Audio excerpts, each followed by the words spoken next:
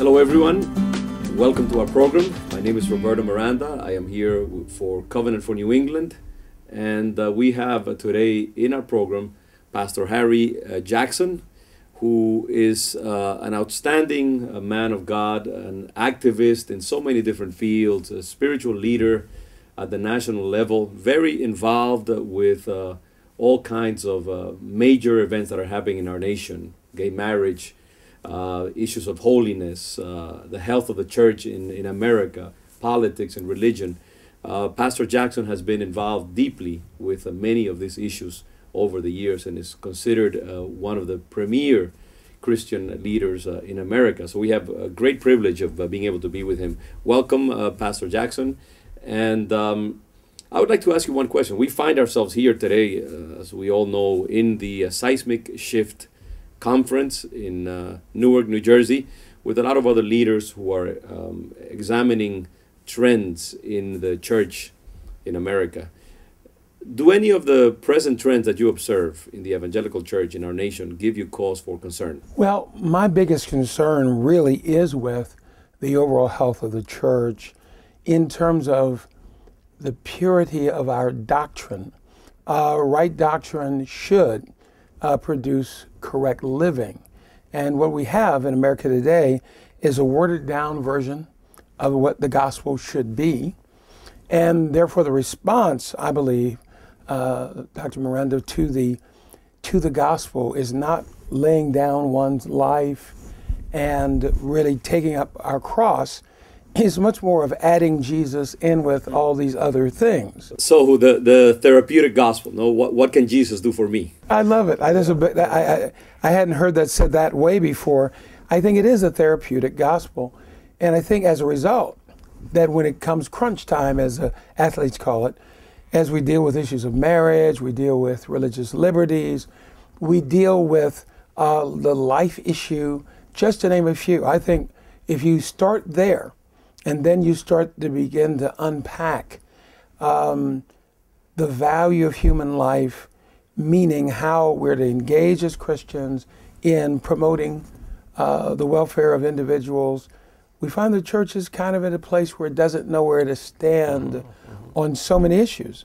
And I think it's because of what we've been fed. We have that therapeutic gospel, or what I like to call sometimes what might be the gospel of accommodation instead of the gospel of transformation.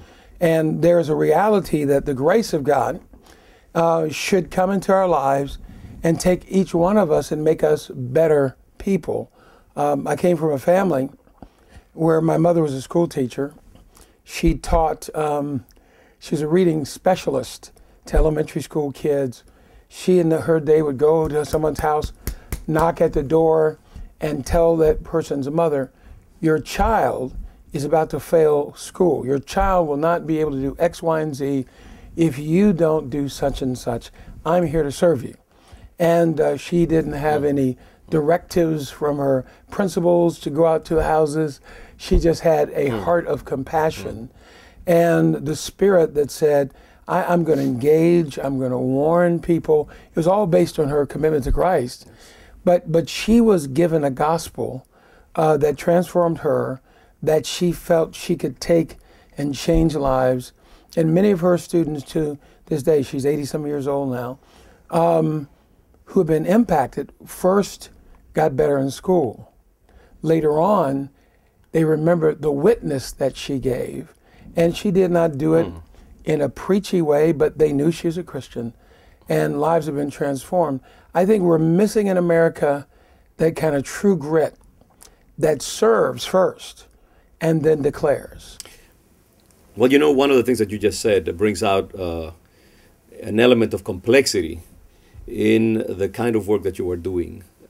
You are an African-American pastor serving mainly an African-American constituency, and yet you find yourself allied in many ways with a conservative cause and a conservative component of American society and of American evangelicalism. I myself, I'm a Latino pastor. I pastor a mainly Latino community and also find myself aligned with a lot of the conservative causes. I know that at times you, perhaps like me, might feel somewhat uncomfortable because you find yourself in two waters, so to speak. Unfortunately, a lot of the Latino community and the African American community have been, in a sense, hijacked by the more liberal, democratic elements of American politics. And generally, we're Latinos and African Americans are more associated with that segment of American politics. And I sometimes I know you probably have been accused of selling out, just as I have been accused of doing the same thing at times. And yet we know that part of the problem is that these issues that we are fighting against, many times the people who are most deeply affected are our own people, the Latinos and the African Americans. Teen pregnancy, high school desertion, the high level of promiscuity in our young communities, all these different elements of homosexuality, gay marriage, freedom, sexual freedom, they affect us in a particularly profound way and have hugely negative influences on our community. So our claim is that actually we are doing what we are doing because we are fighting for our people, because we see connections that perhaps the other side does not see. And so we are just trying to follow the Word of God, be faithful to it, and follow it wherever it leads. But maybe you can speak a little bit into that and how you feel sometimes as you try to be faithful to the Word of God, that you also find yourself in conflict with your own community. Well, I think that's a greatly stated question or comment.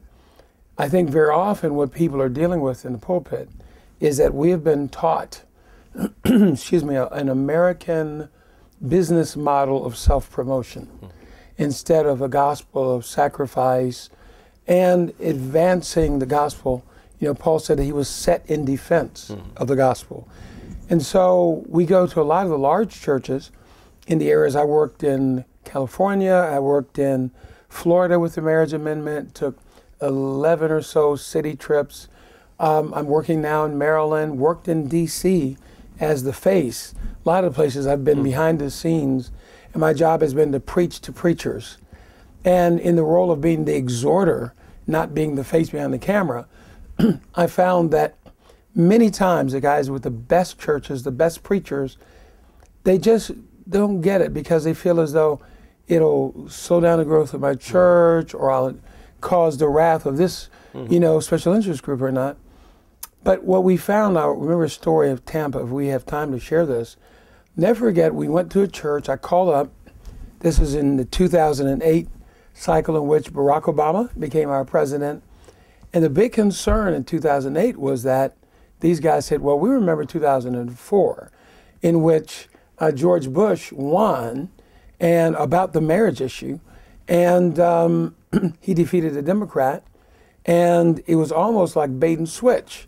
And they were very concerned, as I worked with a lot of minority pastors, getting them to work with mainstream white and Latino pastors. These guys said to me, I'm not trying to put, another GOP person in the White House.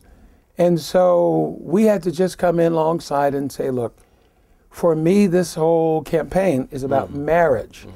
And no, I'm not going to do partisan politics in your church. We found as we went and we just preached a message of the prophetic role of the church and said, is marriage worth defending? God would move upon somebody's heart. In Florida, it was amazing. In the city of Tampa, as we stated, one guy, he opened his church, but he didn't come. So we had about 35 other ministries there. He wasn't even there. The second meeting we had. Smart guy. Well, I don't know if I don't know if I trust you guys. Second meeting we have at his church, it was almost like we were playing rotation. Another group, about 40 people came in. They heard our presentation, but then at the end of the meeting, there's this huge press conference that we had. I did not know that the director of the NAACP for the state of Florida had sent out, or actually the national NAACP guy, Chairman Julian Bond, along with the approval of the state all over Florida, they sent out these words saying, do not go to Harry Jackson's meeting. In other words, there's something wrong with that guy. And so honestly, I didn't know that. And until I got a call, I was on a plane and Essence magazine had somehow gotten a hold of my telephone number and said, what is the source of your controversy with the NAACP? And I said, ma'am, I'm not aware there is a controversy. What are you talking about? Well, you're for a traditional marriage. I said, yes, and so? He said, well, you know, they're telling people not to come to your meetings. I checked in with other Florida people. It was true. All the ministers that knew us were against this thing. So in this meeting in Tampa, against that backdrop, I'll never forget this fabulous Black Baptist pastor, 40 years in Tampa, at the end of hearing our day-long message only about marriage, only about the consequences if we don't protect it, stood up at a press conference and began to declare his belief that he thought this was an abomination, the attempts to have gay marriage rule and reign in Florida. And he said, I'm going to put my ministry behind this, so forth and so on. And in that meeting, this guy comes from opening the door in a sense to his church, but not showing up, to getting excited. So the day after the marriage amendment won by 62%, in Florida there was a 60% hurdle rate. The day after the election, the real leader of the movement down there, a man named John Stemberger, who he dealt with white, blacks, Hispanics. He was the guy, though, that came alongside and gave the infrastructure of the websites and raised the necessary money to make things happen. I was a point person, kind of recruiting people, and he said, you got to see this. He sends me this link. I pull up something, and it's Channel 4 in Tampa, Florida. So now we're going to go into the headquarters of the leading proponent of traditional marriage in our region. He experienced a tremendous victory yesterday, and we're going to see what he thinks about it. They go into the building, and I recognize it as the building where the pastor only showed up the second time. And he was giving congratulations to his folks and celebrating the victory. What had happened was that God grabbed hold of his heart and he accepted a prophetic challenge.